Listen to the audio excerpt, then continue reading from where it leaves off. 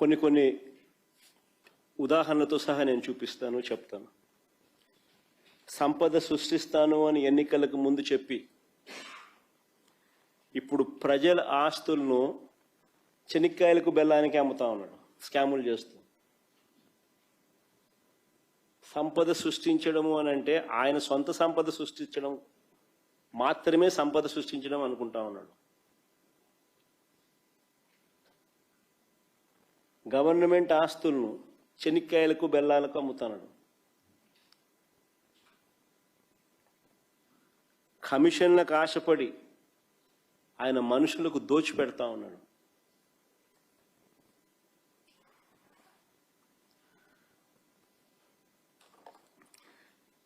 ప్రభుత్వ మెడికల్ కాలేజీలను చంద్రబాబు నాయుడు గారు ప్రైవేట్ పరం చేయడము అని అంటే దాని అర్థం ఏమిటి అని అంటే ప్రజల బాగోగుల పట్ల లెక్కలేనితనం అన్నది ఒక కారణమైతే, రెండోది ఏమిటి అని అంటే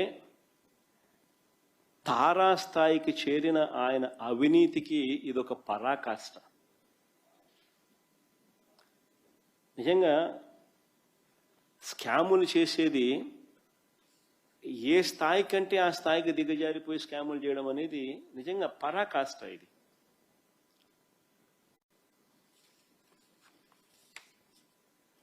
అది నేను చిన్న క్వశ్చన్ అడుగుతాను మీ ద్వారా ప్రజలందరినీ కూడా ఆలోచన చేయమని చెప్పి. సింపుల్ క్వశ్చన్ అడుగుతాను. అసలు గవర్నమెంట్ స్కూల్ ఎందుకు నడుపుతుంది చెప్పండి? అసలు గవర్నమెంట్ స్కూల్ ఎందుకు నడుపుతుంది? ఎందుకు గవర్నమెంట్ స్కూళ్ళు మనకు దేశవ్యాప్తంగా ఎన్ని ఉన్నాయి? రాష్ట్రంలో కూడా 45,000 స్కూల్ ఎందుకు ఉన్నాయి? ఎందుకు గవర్నమెంట్ హాస్పిటల్ ఇన్ని ఉన్నాయి? ప్రతి మండలంలోనూ ప్రతి జిల్లాలోనూ ఎందుకు ఇన్ని ఉన్నాయి? ప్రతి ఊర్లోనూ, రాష్ట్ర వ్యాప్తంగాను దేశవ్యాప్తంగాను. ఎందుకు బస్సు కూడా, ఆర్టీసీ బస్సులు కూడా ఎందుకు గవర్నమెంటే నడుపుతుంది చెప్పండి? ఆలోచన ఎప్పుడైనా చేసినారా? ఎందుకనంటే ఇవన్నీ గవర్నమెంట్ చేయకపోతే పేదవాడు మధ్యతరగతి వాడు ప్రైవేట్ వాళ్లకు దోపిడీకి బలైపోతాడు. Just imagine a situation, government school లేకపోతే ప్రైవేట్ స్కూల్ ఛార్జ్ చేసే ఫీజులు ఎవడన్నా కట్టగలుగుతాడా? Just imagine a situation where government hospital లేకపోతే ప్రైవేట్ హాస్పిటల్స్, అనైతిక ప్రైవేట్ హాస్పిటల్స్ ఛార్జ్ చేసే రేట్లు తట్టుకోగలుగుతారా? గవర్నమెంట్ ఆర్టీసీ బస్సులు నడపకపోతే ప్రైవేట్ బస్సులు నడిస్తే అసలు సామాన్యుడు బస్సు ఎక్కాలంటే భయపడిపోయే పరిస్థితి రాదా? ఇవన్నీ గవర్నమెంట్ బాధ్యతలు. This is the responsibility of the government. Private exploitation కు చెక్కు పెట్టడం,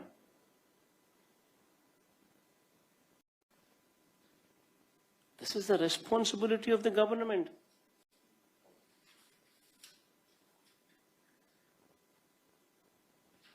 మీకు తెలియాల్సిన ఇంకొక విషయం కూడా చెప్తా.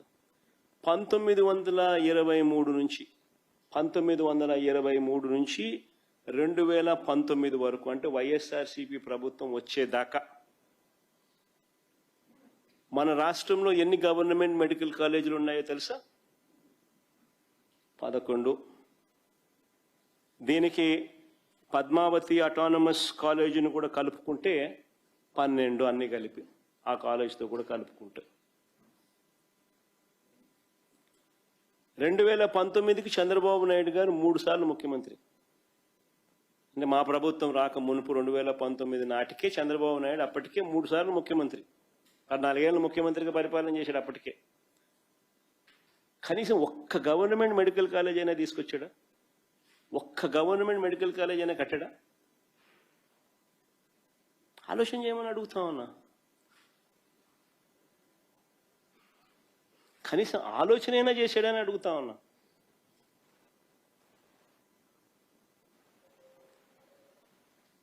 అదే మా ప్రభుత్వం. 2019లో మా ప్రభుత్వం వచ్చింది. కేవలం 5 సంవత్సరాల అతి కొద్ది కాలం, కేవలం 5 సంవత్సరాల అతి కొద్ది కాలంలోనే మా ప్రభుత్వ హయాంలో ప్రతి జిల్లాకు ఓ గవర్నమెంట్ కాలేజీని తీసుకురావాలని, ఒక టీచింగ్ హాస్పిటల్ తీసుకొని రావాలని, ఓ మెడికల్ కాలేజ్ను అక్కడ పెట్టాలని ప్రతి జిల్లాలు విస్తరింపజేసినాం. 26 జిల్లాలు చేసినాం. చేసిన ఆ 26 జిల్లాలలో ప్రతి జిల్లాలోనూ కూడా ఒక గవర్నమెంట్ మెడికల్ కాలేజ్ అక్కడ ఉండాలి అని. ఎప్పుడైతే గవర్నమెంట్ మెడికల్ కాలేజ్ ఎప్పుడైతే ఆ జిల్లాలో వస్తుందో అప్పుడు ఆ గవర్నమెంట్ మెడికల్ కాలేజ్తో పాటు టీచింగ్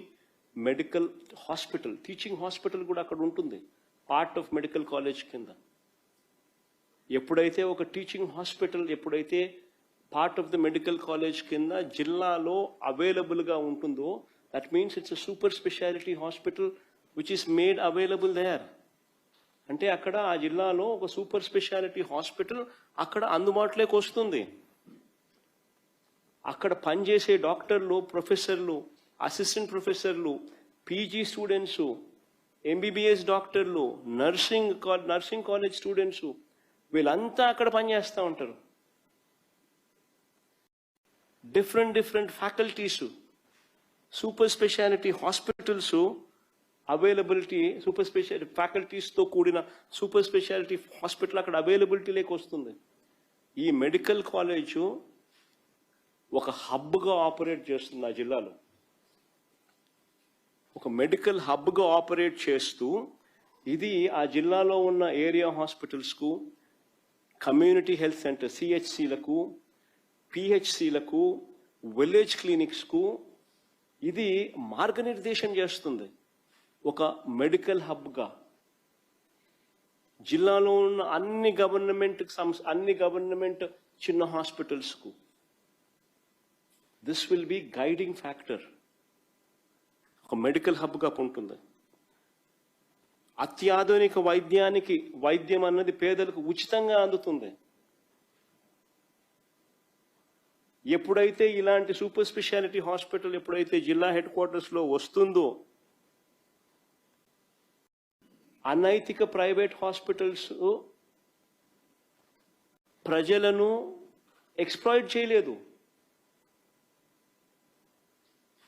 అనైతిక ప్రైవేట్ హాస్పిటల్స్ ప్రజలను ఎక్స్‌ప్లాయిట్ చేయలేరు. ఎక్స్‌ప్లాయిటేషన్ ఆగిపోతుంది. ఎక్కువ ఫీజులు గుంజడం ఆపేస్తారు. ఎక్కువ ఫీజులు గుంజితే గవర్నమెంట్ హాస్పిటల్కి పోతామంటారు.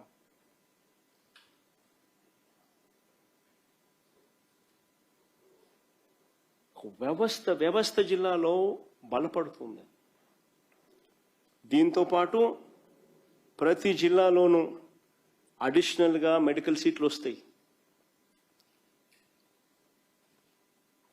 దానివల్ల పేదలకు ఉచితంగా సీట్లు వస్తాయి. సగం సీట్లు ఉచితంగా వస్తాయి. మిగిలిన సగం కూడా ప్రైవేట్ హాస్పిటల్స్ కన్నా తక్కువ రేటుకే గవర్నమెంట్లో మిగిలిన సగం కూడా సీట్లు అందుబాటులోకి వస్తాయి. ఒకవైపున క్వాలిటీతో కూడిన ఎడ్యుకేషన్ ప్రజలకు అందుబాటులోకి వస్తుంది, సీట్లు పెరుగుతాయి. మరోవైపున ఒక సూపర్ స్పెషాలిటీ హాస్పిటల్ ప్రతి జిల్లా హెడ్ క్వార్టర్స్లోనూ అవైలబుల్గా ఉంటుంది. ఉండడమే కాకుండా ప్రైవేట్ ఎక్స్‌ప్లాయిటేషన్స్ను పర్మనెంట్గా చెక్కు పెడుతుంది. ఉచితంగా వైద్యం పేదలకు అందుతుంది. ఒక హబ్గా యాక్ట్ అయ్యి సిహెచ్సిలు, ఏరియా హాస్పిటల్స్, పిహెచ్సిలు, విలేజ్ క్లినిక్స్ అన్నీ కూడా అనుసంధానమై ప్రజలకు మెరుగైన వైద్యం ఆ జిల్లాలో మొత్తం అందుబాటులోకి వస్తుంది.